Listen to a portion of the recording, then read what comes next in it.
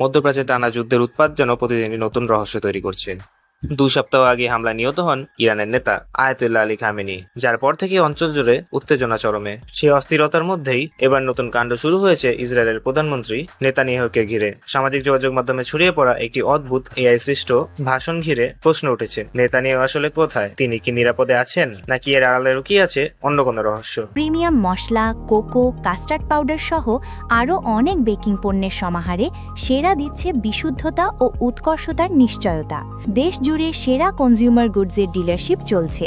Tehran ভিত্তিক সংবাদ মাধ্যম তাসনিম জানিয়েছে, এই বিতর্কের সূত্রপাত করিয়েছেন ব্রিটিশ রাজনীতিবিদ জর্জ গ্যালোওয়ে। 13 মার্চ তিনি নেতানিয়াহুর একটি এআই তৈরি ভাষণ নিয়ে প্রশ্ন তোলেন। ভিডিওটিতে বেশ কিছু অস্বাভাবিক বিষয় চোখে পড়ে। সবচেয়ে আলোচিত ছিল নেতানিয়াহুর হাতে 6টি আঙ্গুল দেখা যাওয়ার বিষয়টি। প্রশ্ন এখন ঘনীভূত হচ্ছে একটি বিষয় ঘিরে, নেতানিয়াহু কি আদৌ জীবিত আছেন, নাকি তাকে আড়াল করে যুদ্ধ চালিয়ে যাওয়ার জন্যই সামনে আনা হয়েছে এআই ভাষণ? স্পষ্ট কোনো উত্তর এখনো নেই, আর সেই অজানায় মধ্যপ্রাচ্যে চলমান যুদ্ধকে ঘিরে রহস্যকে আরো ঘনীভূত করে তুলছে। গ্যালোয়ের প্রশ্ন তুলেন, এটা কি সত্যি ঘটেছে? কেন ইসরায়েল নেতানিয়াহুর একটি এআই ভিডিও বার্তা প্রকাশ করলেন, যেখানে প্রধানমন্ত্রীকে আক্ষরিক অর্থে 6 আঙ্গুল দেখাতে দেখা যায়? তিনি এখন কোথায়? আর তার এই মন্তব্য দ্রুতই সামাজিক মাধ্যমে ছড়িয়ে পড়ে এবং নতুন করে আবারও সন্দেহ উস্কে দিয়েছে। তিনি শুধু নেতানিয়াহু নয়, ইসরায়েলের ককটক দান প্রতিমন্ত্রী ইতামার বেন গাভিরকে নিয়েও প্রশ্ন তুলেছেন। গ্যালোয়ের কথা, বেন গাভির কোথায়, আর কেনই বা পশ্চিমা সংবাদ মাধ্যম এসব প্রশ্ন তুলছে না? বিশ্লেষকদের মতে চলমান যুদ্ধ পরিস্থিতির মধ্যেই এই রহস্যটি আরো গভীর হয়েছে। গত 28 ফেব্রুয়ারি যুক্তরাষ্ট্র এবং ইসরায়েলের যৌথ হামলার পর ইরানের বিভিন্ন সামরিক এবং বেসামরিক স্থাপনায়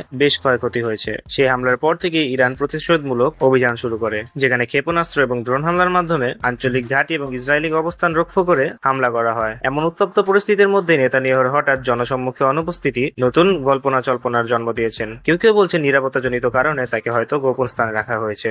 আবার অনেকে সন্দেহ করছেন যে এআই ভাষণ কি কোনো বড় সত্য আড়াল করার চেষ্টা। তবে এখন ইসরায়েল সরকার এ বিষয়ে স্পষ্ট কিছু জানায়নি। তবে প্রশ্নটা থেকেই যাচ্ছে যে এটা কি কেবল প্রযুক্তির ভুল, নাকি এর পেছনে লুকিয়ে আছে আরো বড় কোনো রহস্য।